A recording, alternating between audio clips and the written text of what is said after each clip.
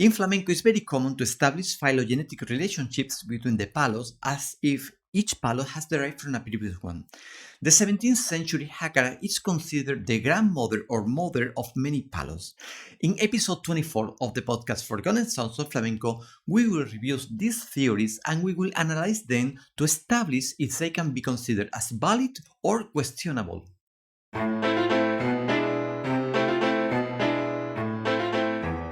Sounds that once were listened. Sounds that once were enjoyed. Sounds that once were danced. Sounds relegated to oblivion. And yet, there is still something we can do for them. Let us summon them. Let us summon them. Welcome to the podcast Forgotten Sounds of Flamenco. My name is José Miguel Hernández Jaramillo, and I invite you to enroll in this journey through the sounds, stories, spaces, and people that were part of the 19th century flamenco.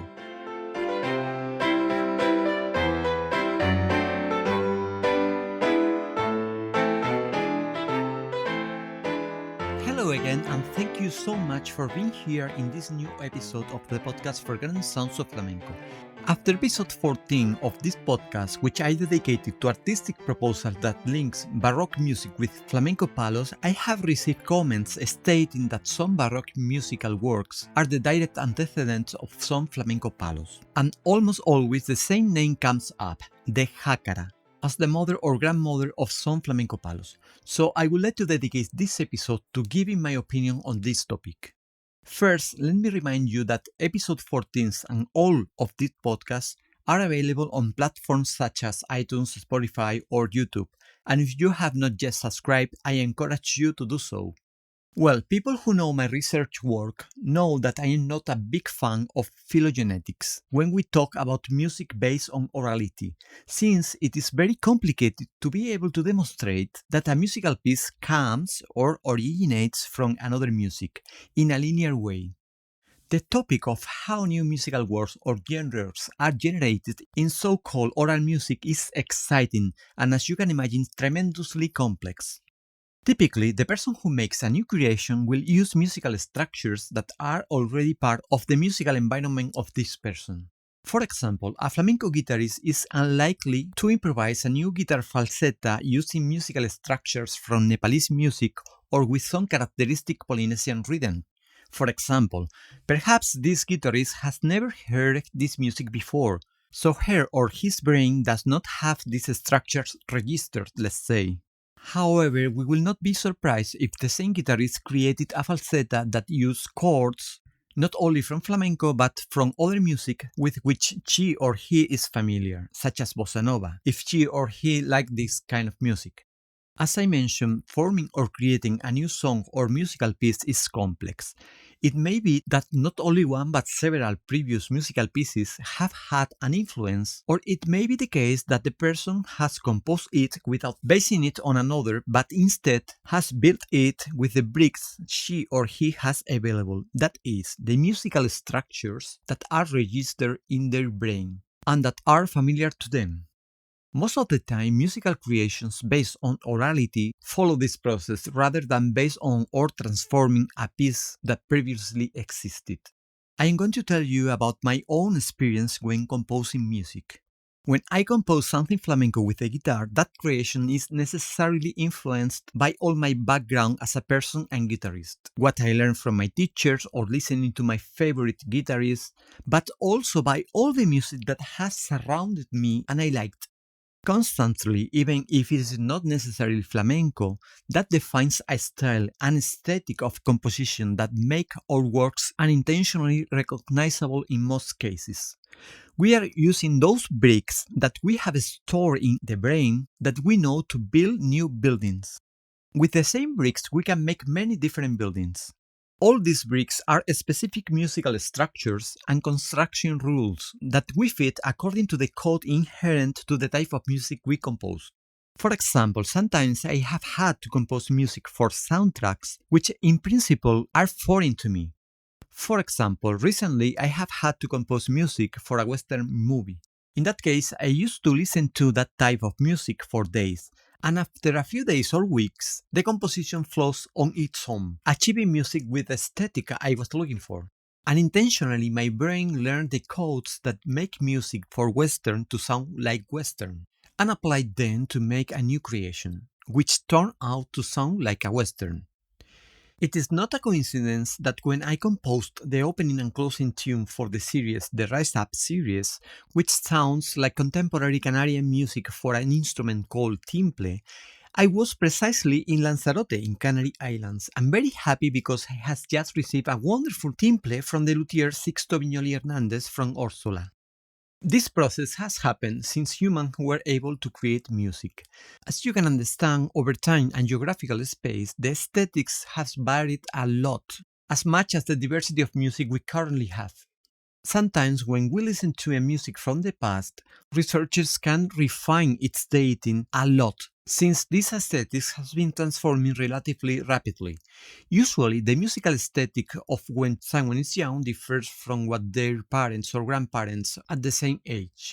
So those of us who dedicate to musical research of this type of repertoire based on orality must be highly cautious when making statements about the creation of particular pieces, songs or palos in the case of flamenco.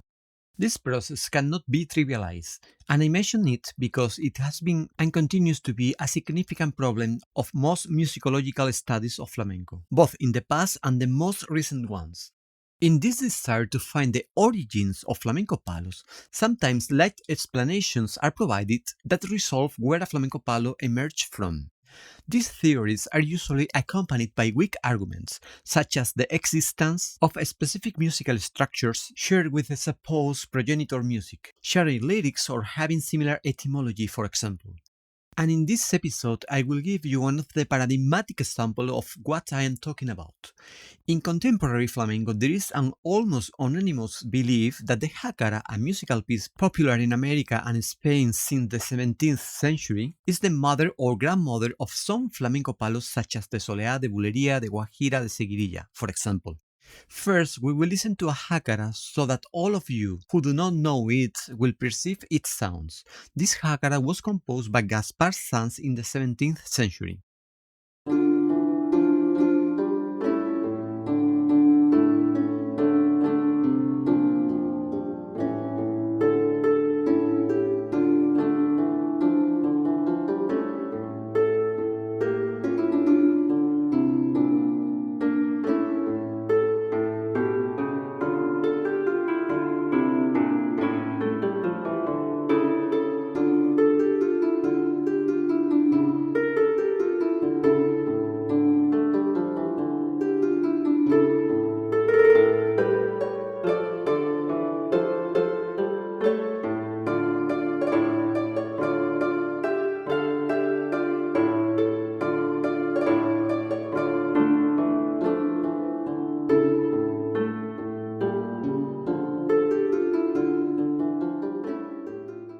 As I mentioned, the jácara is considered an antecedent of some flamenco palos, and to support this theory, researchers tend to argue mainly that its harmonic and rhythmic structure is present in the flamenco palos that I mentioned before, the soleá, the guajira, the bulería, or the seguirilla, or that the jácara shares with these songs the presence of headless beats.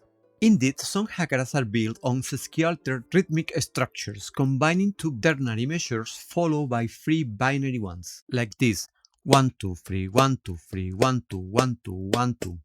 This rhythmic structure is better perceived in the jácara sobre la E, composed by Antonio de Santa Cruz.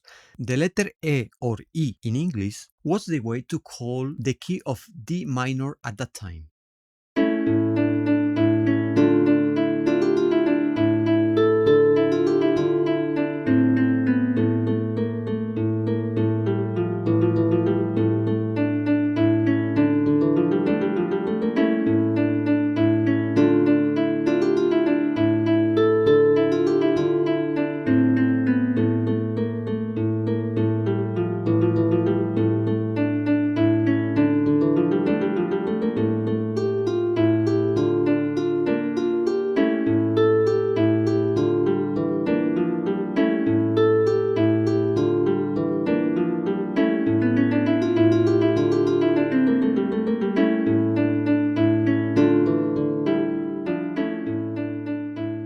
In addition to these musical similarities that I mentioned, little else has been contributed to establish this phylogenetic relationship between the jácara and the soleá, guajira or seguirilla. To reinforce this theory, the jácara on the end by Antonio de Santa Cruz that we have just heard is used as a sample of this similarity, sometimes the version of Rolf Lislevant, who in 1997 recorded it with an introduction of his own, in which he used music, chords and ornaments typical of current flamenco.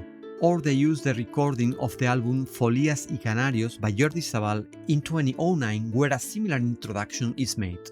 These introductions, added to the original piece, make these jácaras sound similar to flamenco pieces. We must not forget that they are stunning contemporary artistic proposals, but when researching or illustrating the research results, they can lead to confusion to the listeners. But we have to ask ourselves, are these arguments of musical similarity sufficient to support this claim of kinship? The answer is clear from my point of view, of course not, and it could be necessary to provide other types of arguments or analysis that reinforce that hypothesis, which have not been provided so far. In my research work, there is a tool that I usually apply more than to corroborate theories. On the contrary, that is, to detect when it fails because the arguments provided are insufficient to support it, and therefore the theory needs to be correctly formulated. This tool checks the fulfillment of a statement or theory's necessary and sufficient condition. I will not go into much detail here about this tool as I do in university seminars, but I will give a slightly extreme example, but it will be evident what I mean. Imagine a Martian arrived with a spaceship in Seville on August 8 at 4 p.m., got out of the spaceship and felt hot. And he formulates a theory saying that for humans to feel warm, they must go outside in Seville at 4 p.m. in August. In this case, the sufficient condition is met. It is enough for one to go outside in August in Seville to be warm, but the necessary condition needs to be met since it is not true that it is required or mandatory for a human to go outside in Seville in August so that it is warm. You could, for example, have it in January in Finland if you go into a sauna or a place with heating. Therefore, our beloved Martian theory must be corrected since the sufficient condition is met, but not the necessary one. Well, in music and flamenco, we can also apply this tool to check the validity of certain statements. Given the statement that in the 17th century jácara is the mother or grandmother from which some flamenco palos were derived because it used as scale altero measures, let's see if the sufficient condition is met. It is enough for a musical piece to be a 17th century jácara so that it is a scale altero measure. Well, to be straight, there are some jácaras also in ternary rhythm. Therefore, the statement should be refined more, indicating what type of jácaras we refer to. Now we are going to check the necessary condition. It is required that a piece from the 17th century to be a jácara for it to have a scale altero measure. It is not true, since the jácara is not the only musical piece of the 17th century with a scale altero measure. There are other musical pieces of this period that also have scale altero, such as Sarabanda or Canarios. I will play you now a little bit of a Sarabanda with mi jarocho requinto, so you can listen to this scale altero rhythm.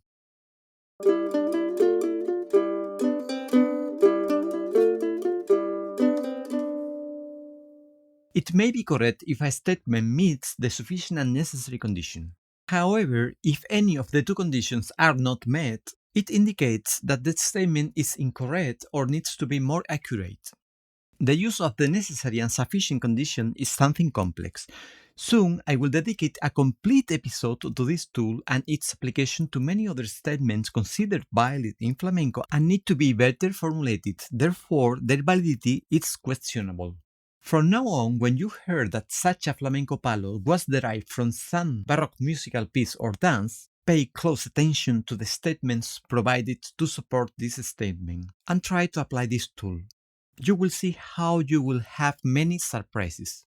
With all this, I want to show that establishing these direct phylogenetic lines, these genealogical trees or graphs that connect some flamenco palos with others that are so common in flamenco is very delicate, and more than helping, in my opinion, they led more to the confusion of how flamenco was created. It is an unacceptable simplification if you want to study rigorously how the human and musical processes that gave rise to something as extraordinary as flamenco were produced. Well, I hope you liked this episode. If so, subscribe to this podcast on your favorite podcast platform or YouTube. I hope your weekend goes well, and I will be waiting for you here in 2 weeks.